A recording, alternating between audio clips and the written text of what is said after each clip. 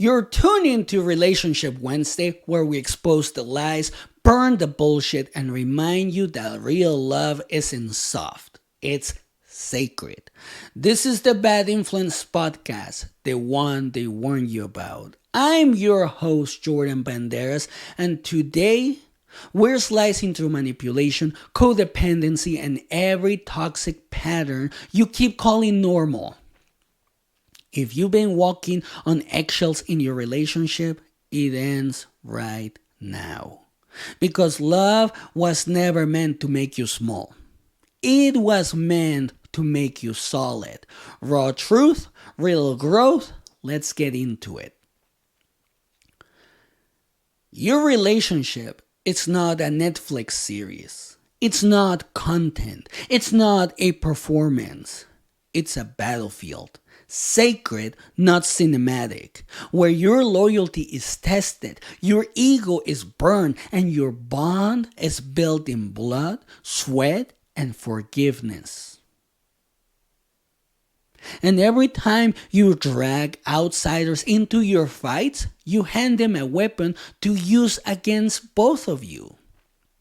So let me ask you, are you fighting for your relationship? Or are you performing it for an audience? When was the last time you told someone about your fight? Did it bring peace or just more noise? I've done it. I vented. I ran my mouth. I told a friend my version. Left out the parts that made me look small. And all it did was turn our private mess into gossip fuel. Suddenly, my relationship wasn't sacred anymore. It was a group project. So picture this. The air is heavy, your partner's quiet, tension fills the room. Instead of facing it, you reach for your phone. You text someone. You vent. For a minute, it feels good. Someone nods. Someone agrees. Validation hits like a drug. Short, cheap, and addictive. But once that high fades, you're left with something worse. Distance. Because every time you bring outsiders into your storm, you don't just add opinions, you add ghosts. I see this as being hopeless in your relationship. And hopelessness in a relationship is being divided against your partner. In love, hopelessness is when the unity between you two fractures into a crowd. The bed, meant for two, it starts to feel crowded. Your mom's advice, your friend's opinion, your co-worker's projection.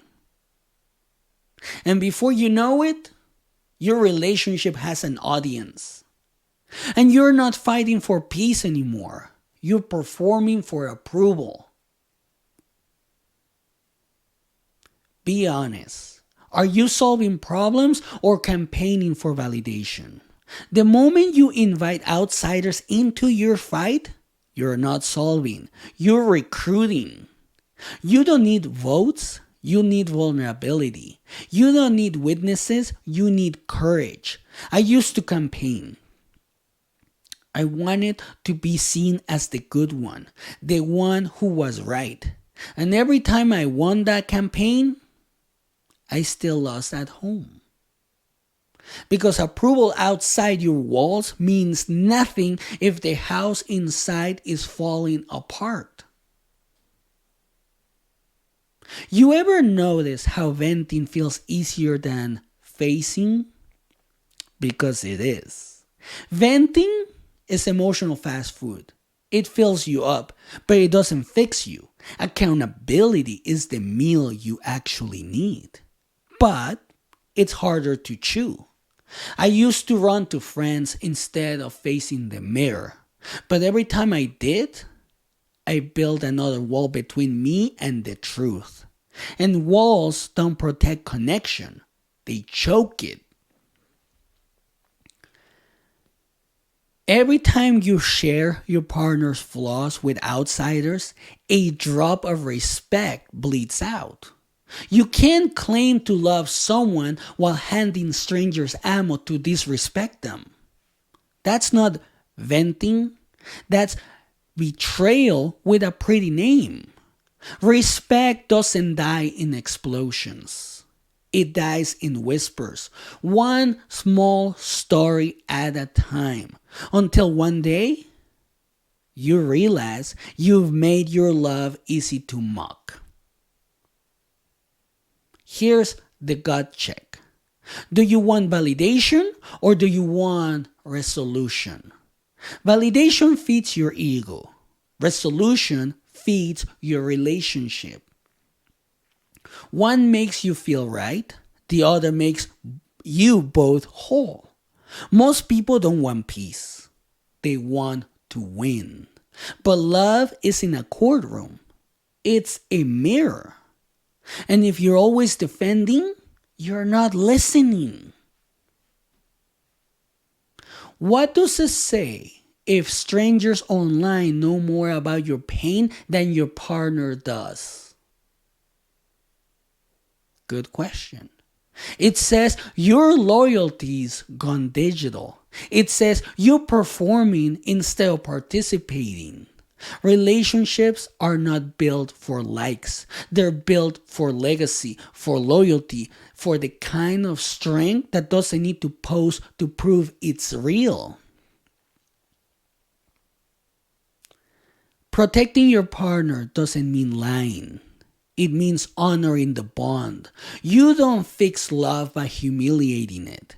Every time you drag their name through the mud for comfort, you cheapen what you've built.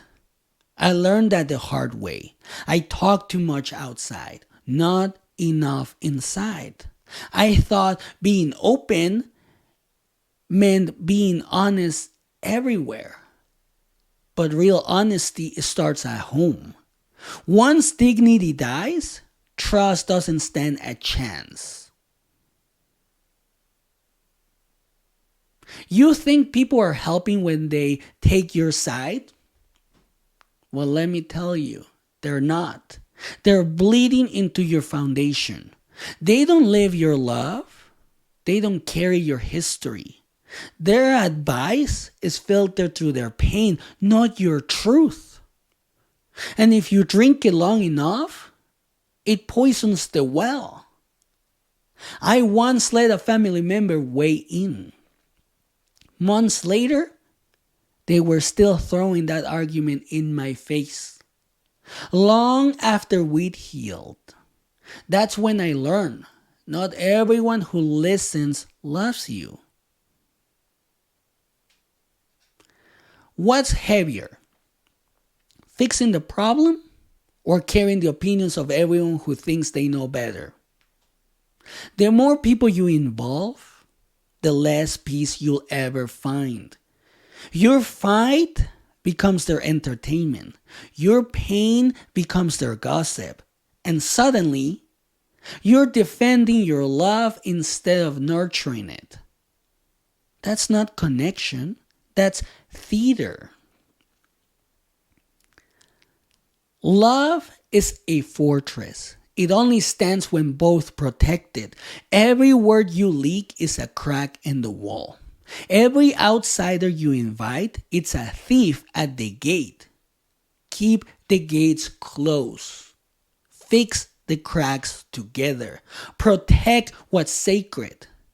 Because once your walls fall, no amount of rebuilding will feel the same. I've seen this with other relationships, even in my past relationships. Your love doesn't prove itself in public. It proves itself in private. In the quiet after the argument, when you choose peace over pride. I heard this quote a while back. The more a thing tends to be permanent, the more it tends to be silent. That's love. Not loud, not flashy, just steady. Real love doesn't crave attention.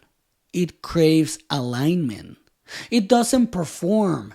It protects. And the world doesn't need to see it to believe it. Picture this. Midnight. 2 people. 1 table. Silence like static.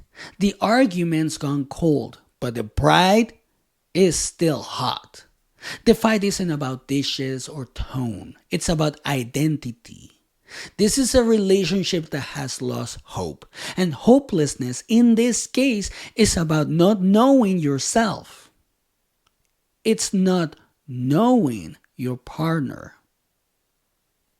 So you twist their words into attacks just to feel something. The ego hates silence. So it fills the air with noise because quiet means you have to face your reflection. Every jab you throw isn't about them. It's about the wound in you that can't stand to be seen. You argue to win because losing feels like death. But every win digs the grave of connection a little deeper. The shift doesn't come when one of you dominates. It comes when both of you surrender to truth. When you realize tenderness in conflict isn't weakness. It's mastery. Because, again, love isn't a courtroom. It's a mirror. And when you finally see your reflection clearly, the war turns into understanding. The fight becomes a teacher. The table becomes a truce. Respect is built in how you fight, not when it's easy. Loyalty is tested in silence, not in applause. And love? Love is proven by who still reaches for your hand after the storm. That's real. That's raw, and that's sacred. So here's your reminder. Stop putting your relationship on display. Stop making your love a reality show for people who don't even care about the ending. Keep your house solid. Keep your circle sacred. Build something so strong the outside world never sees the cracks. Because love isn't about public drama. It's about private victories. Real love doesn't need an audience. It needs 2 warriors side by side protecting the same kingdom. So stop leaking. Stop performing. Start protecting. Protect your partner. Protect your bond. Protect your dignity. Because once those are gone, it doesn't matter who won. The war is already lost. Real love isn't about control. It's about collaboration. Real love doesn't shout. It builds. Real love doesn't need applause. It needs peace. The choice is yours. This is the Bad Influence Podcast. Until next time, know your worth, guard your fortress, and never fucking flinch. Have a great day.